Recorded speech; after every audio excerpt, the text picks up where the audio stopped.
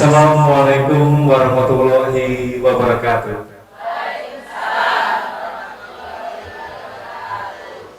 Pemirsa KSTV, alhamdulillahirobbilalamin. Pada hari ini kita bisa bersama-sama dalam majelis taklim Sakinah KSTV dengan tema Meaningful of Life with Islam, makna hidup menurut Islam. Alhamdulillah saya bersama narasumber kita yaitu Ustazah Haja Ari Susanti, STP dari Kajian Muslimat An-Nisa Tulungagung. Assalamualaikum Ustazah.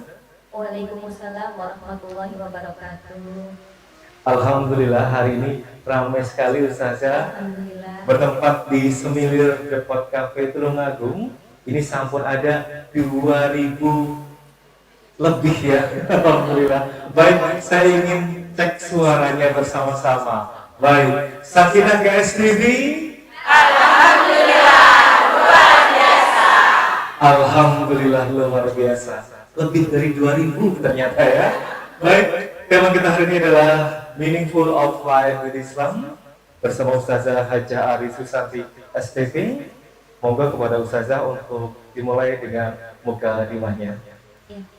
Bismillahirrahmanirrahim. Assalamualaikum warahmatullahi wabarakatuh. Waalaikumsalam warahmatullahi wabarakatuh. Innal hamdalillah nahmaduhu wa nasta'inuhu wa nastaghfiruhu wa na'udzu billahi min shururi anfusina wa min sayyiati a'malina. May yahdihillahu fala mudhillalah wa may yudhlilhu fala hadiyalah. Asyhadu an la ilaha illallah wa asyhadu anna Muhammadan abduhu wa rasuluh. Allahumma shalli ala sayyidina Muhammad wa ala ali sayyidina Muhammad. Alhamdulillahirabbil alamin. Ibu-ibu yang dirahmati Allah, ya. Kita bisa bertemu di sini dan juga pemirsa KSTV. Alhamdulillah kita akan membahas tentang meaning of life. Kalau ditanya apa sih hidup yang bermakna, begitu ya? Semuanya ingin hidupnya bermakna, ibu-ibu. Ingin hidupnya bahagia, ya. Kita lihat ya, apa sih ini maksud hidup yang bermakna? Hidup yang bermakna itu berarti adalah ketika kehidupan yang dijalani itu dengan kesadaran. Dengan kesadaran apa? Akan tujuan penciptaannya, gitu ya. Tujuan, jadi kita sadar kita itu diciptakan itu untuk apa, gitu ya. Kita percaya, kita yakin bahwa kita ditujukan, kita ini diciptakan tujuannya adalah untuk beribadah kepada Allah. Sehingga kehidupan yang bermakna itu ya berarti kita sadar betul tentang hidup kita ini. Tujuannya apa? Kita terikat selalu dengan nilai-nilai ilahiyah. Akhirnya kita bisa memberi manfaat dan kita bisa menjadi bekal kita menuju akhirat. Lalu selanjutnya, terus gimana supaya hidup kita itu bisa bermakna? Nah, berarti satu-satunya kunci itu adalah memahami visi hidup, gitu ya. Ya, insya Allah kan ini sudah sebuah KTP-nya.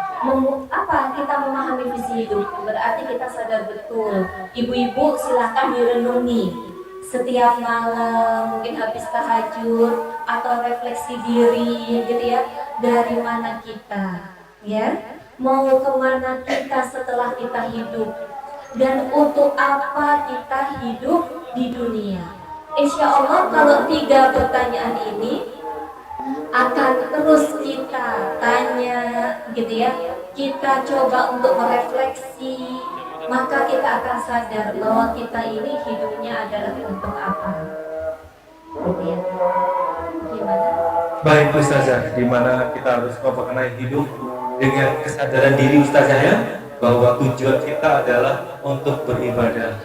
Jadi sebelum kita merasakan mungkin merasa hidup ini serba penuh kesulitan, mungkin ada yang merasakan seperti itu. Nah, bagaimanakah cara kita secara sadar menjadikan hidup kita selalu bermakna, sedangkan ada mungkin sebagian dari pemirsa atau yang hadir merasakan hidup serba kesulitan, mungkin buah hatinya nakal mungkin ya, di pergaulan bebas ataupun suka berkelahi, atau mungkin kesulitan karena ekonomi, atau mungkin kesulitan karena rumah tangga. Bagaimana memaknai hidup ini tetap menjadi hidup yang bermakna sementara menjalankan hidupnya penuh dengan hambatan atau kesulitan.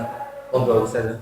Sebelum saya jawab ya, Mas Firman, saya coba tadi mau melanjutkan ya. Jadi nanti insya Allah akan terjawab tadi dari pertanyaan Mas Firman. Jadi kalau kita sudah memahami bahwa hidup itu harus bermakna, gitu ya. Seperti apa sih gambarannya? Berarti kan seseorang itu memaknai eksistensi dirinya. Kan tadi ya, dari mana kita? Kalau saya mau tanya ibu-ibu, dari mana kita ibu-ibu? Dari mana? Dari Allah. Kita hidup untuk apa ibu-ibu? Untuk ibadah, gitu ya. Nah, kita nanti mau setelah di dunia ini kembali kemana ibu-ibu? Kembali kepada Allah, gitu ya. Jadi kalau seseorang sudah memaknai eksistensi dirinya, memaknai hidupnya, memaknai perannya dalam hidupnya, gitu ya, sehingga dia ada hubungan dia dengan Allah, gitu ya. Maka hidup yang bermakna itu kalau dia sudah paham maka akan jadi bahagia. Nah, saya bilang kalau orang bahagia, namanya kehidupan itu pasti adalah tempatnya ujian, betul. Kalau tadi ditanyakan sama Mas Firman, terus kalau kehidupan kita sulit gimana? Saya mau tanya ibu-ibu, yang namanya ujian itu apa selalu yang sulit-sulit? Kalau misalnya punya banyak uang, ujian enggak? Punya jabatan? Nah, pinter-pinter itu ya, Masya Allah, gitu ya. Jadi kalau seseorang yang punya makna hidup, ya, makna hidupnya kuat, maka dia akan lebih sehat secara mental. Artinya apa? Kalau misalnya di sini, oh iya, punya istilahnya uangnya mungkin ya sampai triliunan, Masya Allah gitu ya. Misalnya, ini adalah ujian, maka gimana caranya menggunakan dengan baik? Pun ketika sedang kesulitan, ya kan? Ini juga ujian dari Allah Subhanahu wa Ta'ala. Maka siapapun yang paham untuk apa mereka itu hidup, maka dia pasti punya daya juang. Untuk apa kita itu hidup? Tadi dikatakan untuk ibadah. Bismillahirrahmanirrahim.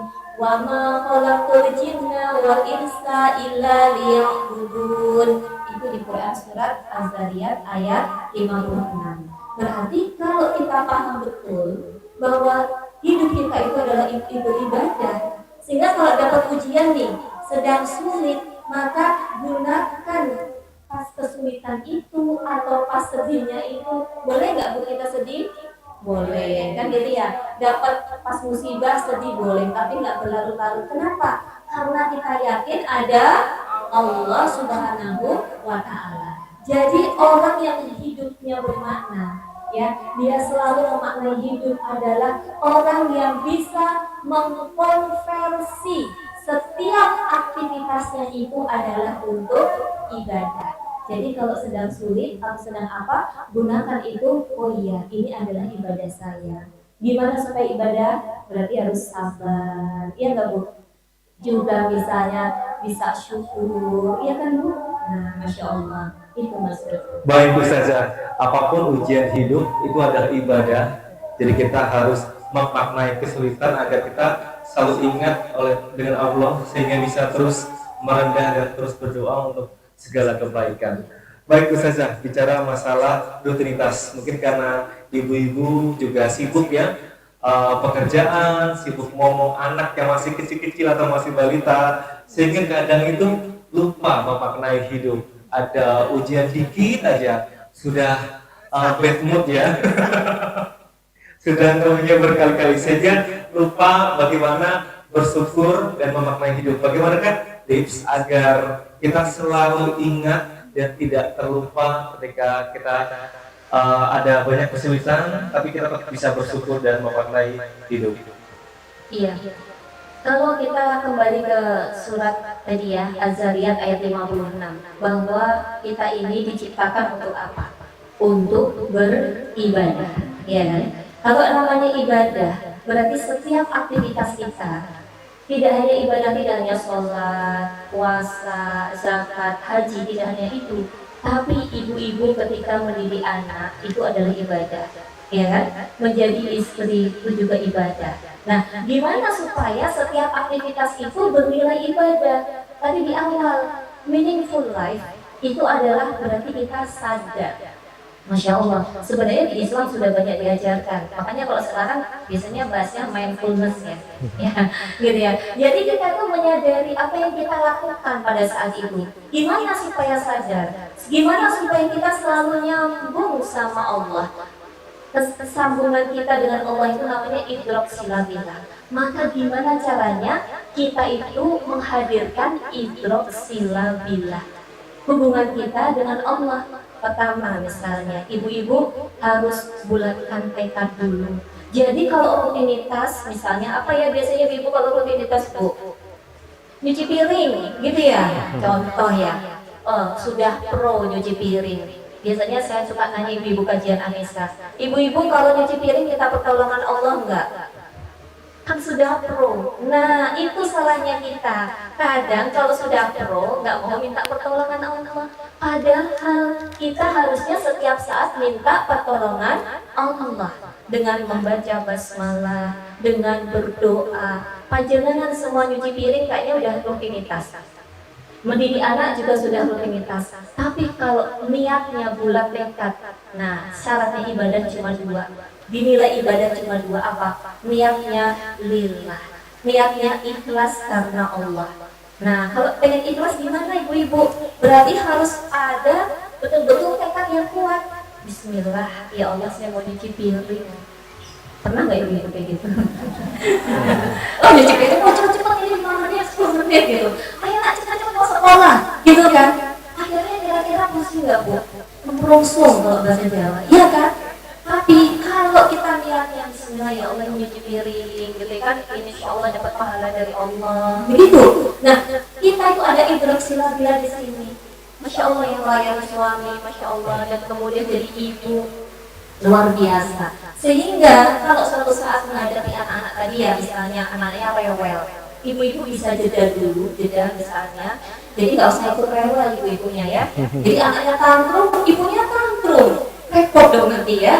Berarti ambil jeda, tarik nafas, keluarkan pelan-pelan. Karena pola pernafasan juga salah satu untuk kemampuan untuk manajemen emosi. Setelah itu niatkan ini memang untuk Allah.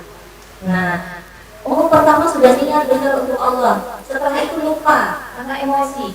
Jeda dulu, tarik nafas, ini niatnya untuk Allah. Nah, yang kedua syaratnya ibadah, caranya harus benar sesuai syariatnya Allah. Makanya ini penting bagi ibu-ibu, ya kan, mbak-mbak semuanya, supaya tahu syariatnya Allah. Itulah pentingnya kita harus mengkaji Islam, ya. Jadi nggak boleh malas untuk thalabul ilmi. Thalabul ilmi fardhun ala kulli minal muslim. Itu wajib bagi kita untuk mengkaji Islam, tahu sesuai Qur'annya, tahu sesuai sunnahnya. Insya Allah kalau kita meneliti seperti itu, Allah akan berikan kemudahan. Begitu.